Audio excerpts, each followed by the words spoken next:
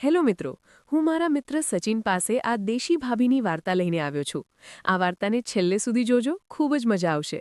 અને આવી મજેદાર કહાની માટે આપણી આ ગુજરાતી સ્ટોરી 01 ચેનલને સબસ્ક્રાઇબ કરજો. તો હવે આપણે કહાનીને શરૂ કરીએ. હું ગુજરાતના વડોદરા નજીકના એક ગામનો છું. હું 24 વર્ષનો છું. હું પણ સરસ લાગુ છું.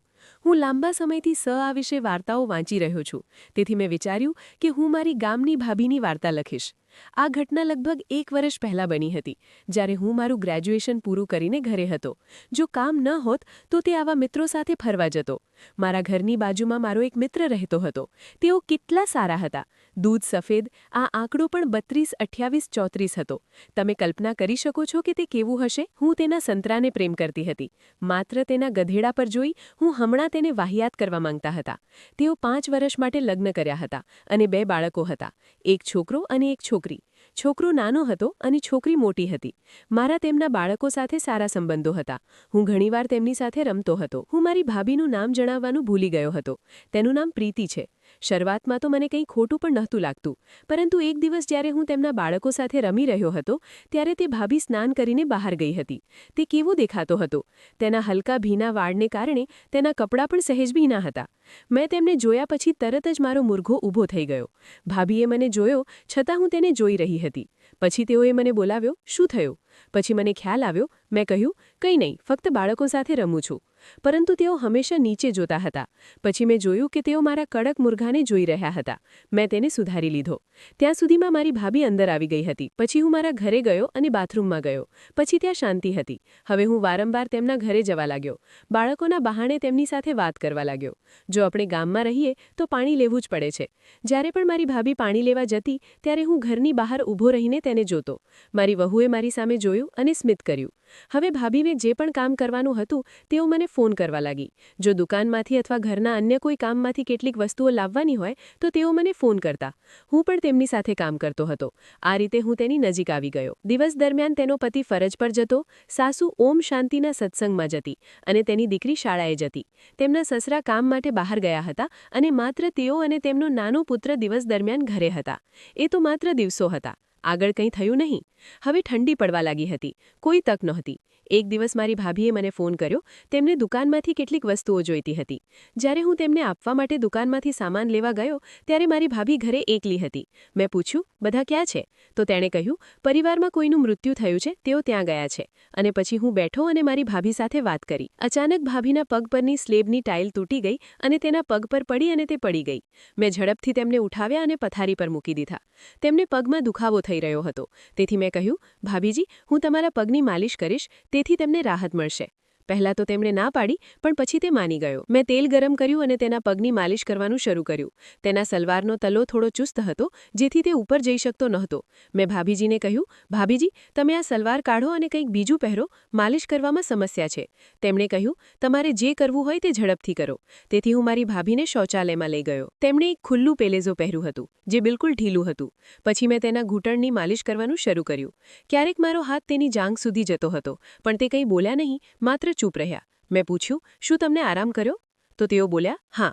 પછી તેમણે કહ્યું, કમરમાં પણ થોડો દુખાવો છે, ત્યાં પણ માલિશ ન કરો? મારું હૃદય ધબકવા લાગ્યું. મેં તરત જ હા પાડી અને કહ્યું, તમે સૂઈ જાઓ, હું કરીશ. પછી તે પોતાના પેટ પર સૂઈ ગયા. મેં માલિશ કરવાનું શરૂ કર્યું.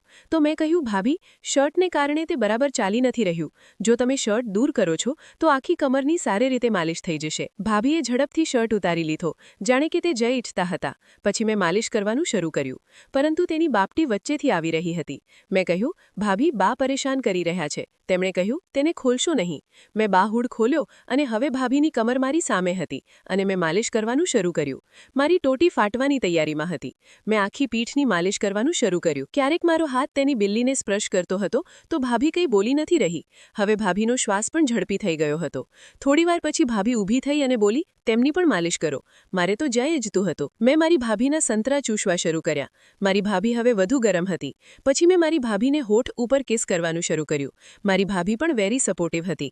10 મિનિટ સુધી મેં મારી ભાભીને કિસ કર્યું અને એક હાથથી તેની બિલ્લીને ઘસડી અને બીજા હાથથી હું પેલેઝોમાં ગયો અને તેની બિલ્લીને ઘસવાનું શરૂ કર્યું. પછી મેં ધીમે ધીમે તેની ગરદન નીચે કરી તેનું દૂધ ચૂસવાનું શરૂ કર્યું અને એક હાથથી તેને દબાવ્યું.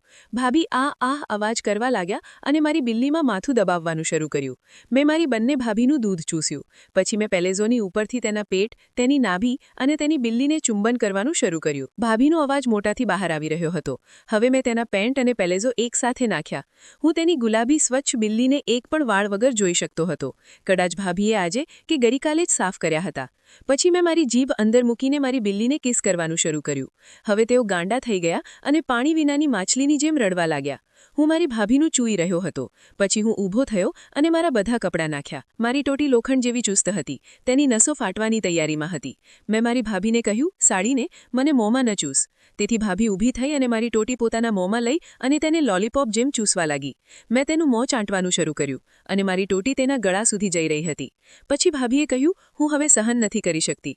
ઝડપથી મારી તરસ छिपाવી દો. મેં તેમને સુવડાવ્યા, તેમની કમર વિંચે ઓશીકું મૂક્યું અને તેમના પગ મારા ખભા પર મૂકીને તેમની બિલ્લી પર મરઘાને ઘસવાનું શરૂ કર્યું. ભાભીએ કહ્યું, અભી, મુર્ગો ઝડપથી ન લાવી. તેથી મેં આખા મુર્ઘાને એક ફ્લાશમાં અંદર મૂકી દીધો.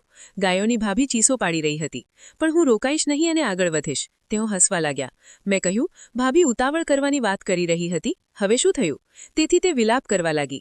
તારો ટોટી મારા પતિ કરતાં લાંબો અને જાડું છે. થોડીવાર પછી ભાભીની પીડા ઓછી થઈ અને તેઓ પણ આનંદ લેવા લાગ્યા. ભાભી મારી ગધેડી ઊંચાકી રહી હતી અને મારા ટોટી લઈને વાત કરી રહી હતી. અને ઝડપ વધારી રહી છું. આ કેટલું ક્યુટ છે. હું મારી ભાભીને પૂર્ણ ગતિએ હતો. લગભગ 15 મિનિટમાં ભાભી 2 વાર પડી ગઈ હતી.